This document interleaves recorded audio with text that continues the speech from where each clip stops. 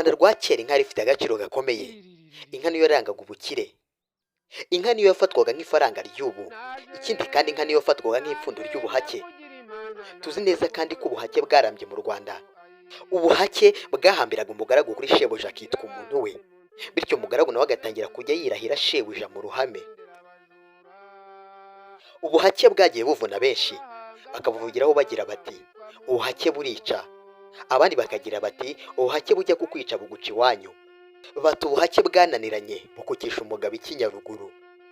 Ariko kandi hari abahirwaga n'ubuhake bagatoneshwa, bityo abanyarwanda bakakura imvugo zigera ziti ubuhake bwa cyane bukunyaza mu ngoro.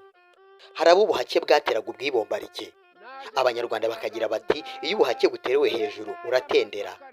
Ariko rero kandi uwafataga n'aba bagaragu yarabigayirwaga cyane. Ariko kandi nanone umugaragu wahemukiraga shebuja yaragayikaga. Uwabaga ahatse abagaragu yagombaga kubagoboka igihe bari mu byago. Umugaragu na shebuja babaga bafitanye ubumwe bukomeye bufatiye ku nka. Iyo ubwo bumwe bwazagamo agatotsi, intandaro ivuye ku mugaragu, shebuja yaramunyagaga, naho ibyo baba biturutse kuri shebuja umugaragu akamwimura akajya gukeza ahandi. Tubahe ikaze mu kiganiro. Iyi ni Nkera TV. Kuri mikoro muri kumwe nanjye Gedeon Rugamba. Uyu munsi wa none tugiye kugaruka ku nka. Inka cyari ikimenyetso cy'ubukungu ndetse ikagira n'akamaro mu muryango nyarwanda. Intwari ku rugamba yagororwaga inka. Inka yungaga inshuti. Uhemukiye undi bikomeye yagombaga kumuha inka y'icyiru.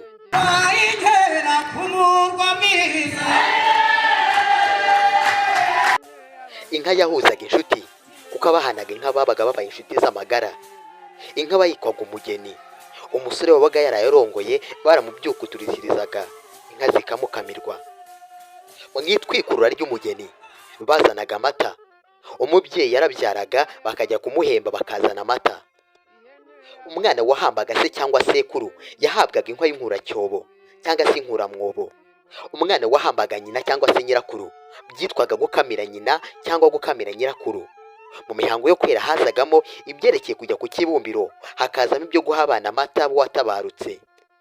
Si ibyo gusa kandi mu ndamuko nyinshi z'abanyarwanda dusangamo ko abantu bifuzanyaga gutunga inka bagira bati gira inka, abandi bakagira bati amashyo. Ntawakwibagiza ko kandi mu byo abanyarwanda bafatiragaho bagena ibihe by'umunsi inka yari irimo. Bamwe baravugaga bati inka zivuye mu rugo, aho habaga ari nko mu masaa moya. Inka zikamwa, aho habaga ari nko mu masaa moya na 15, ubwo zabaga zikamirwa ku nama cyangwa se ku irembo. Inka zahutse yabaga ari nko mu masaa 2. Inyana zahutse yabaga ari nka saa moya zirenzeho duke. Inyana zitaha yabaga ari nko mu masaa 4. Amashoka y'inka yabaga ari nko mu masaa 7. Inka zikuka cyangwa se mu makuka y'inka yabaga ari nko mu masaa 8. Inyana zisubiye iswa yabaga ari nko mu masaa 9. Inka zihinduye yabaga ari nko mu masaa 10. Inyana zitaha nka saa 11. Inka zitaha cyangwa se mu mataha y'inka yabaga ari nka saa 12 n'igice. Inka zikamwaho yabaga ari nko mu masaa moya z'umugoroba. Dushingiye kuri ibi byose tumaze kubona, ntabwo twatangazwa nuko havutse ubuvanganzo bufatiye ku nka.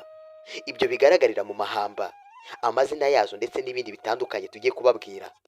Bumwe mu buvanganzo dukomora ku nka harimo nk'amahamba. Amahamba ni iki? Amahamba ni indirimbo zaririmbwaga n'abashumba bacyuye inka. Izo ndirimbo zirazwi cyane mu Rwanda hose. Hakaba n'ubundi buvanganzo bita mu mabanga cyangwa se mu mahindura, indirimbo abashumba baririmbaga inka zirisha. Hakaba n'ubundi buvanganzo bwo mu nzira, ni indirimbo zaririmbirwaga inka mu gihe zabaga zigana amaboguma cyangwa se ibibumbiro. Ubuvanganzo bwo mu ndama ni indirimbo abashumba baririmbiraga inka igihe zabaga zibyagiye ahantu bazishoye mu maboguma cyangwa se mu bibogazi. Izo ndirimbo hari n'ubwo baziririmbiraga inka mu minsi mikuru. Izi ndirimbo kandi nizo zaririmbwaga mu gihe cyo kumurika inka. Muri icyo gihe abagore n'abakobwa bazihimbazaga bazihereza amashyi. Muri ubu buvanganzo habagamo n'indirimbo zo mu byisigo. Izi ndirimbo zo zaririmbwaga mu gihe cyo kudahira, bagasingiza amazi ahiye banasingiza inka zabaga zayashotse. Habagaho n'ubuvanganzo bw'indirimbo zo mu myama cyangwa se indirimbo z'imyoma. Ni indirimbo zaririmbirwaga inka mu gihe cy'impeshyi, igihe inka zabaga zigisha zigana hari ubwatsi bwiza. muri rusange ubu nibwo buvanganzo bukomoka ku nka, ariko kuri uyu munsi wa none bamwe batangiye kujya basingiza inka mu mazina yazo. Inka ryari itungo ridasanzwe mu muryango nyarwanda, ari nacyo cyatumaga habaho imvugo yabugeneye ku nka. Ntibavuga gupfa kw'imfizi, bavuga gutaha. Ntibavuga isaso basasira inka, bavuga icyarire. Ntabwo bavuga ibyatsi bahanaguza inka, bavugaga inkuyo. Inka ntiryamira byagira, iyapfushije iyayo ikitwa isuri, naho uzitegeka akitwa umutahira. Gutyo gutyo bituma inka iba itungo ridasanzwe mu Rwanda. Ni nta dusoreje ikiganiro cyacu. Njye kuri mikoro mwe kumwe nanjye Video Rugamba. Iyi ni Inkera TV. Reka tubarekeye gukurikira ibiganiro byacu by'ubutaha. Ariko mbere yuko dusoza, reka ngo usabe gukora subscribe niba wifuza ko aribyo twazagarukaho mu kiganiro cyacu cy'ubutaha. Amahoro y'Imana abe muri mwe, mugire impagarike n'ubugingo mwishyuke muri bene Imana. Abasubingabire baravuganira mu gifuri, abakunzi bose tubabonera ku nama, ntimurabesheje mu gatondo tuzohuza ishyamba, nitwambare twigirire twizindikire umutezi wa mbere hano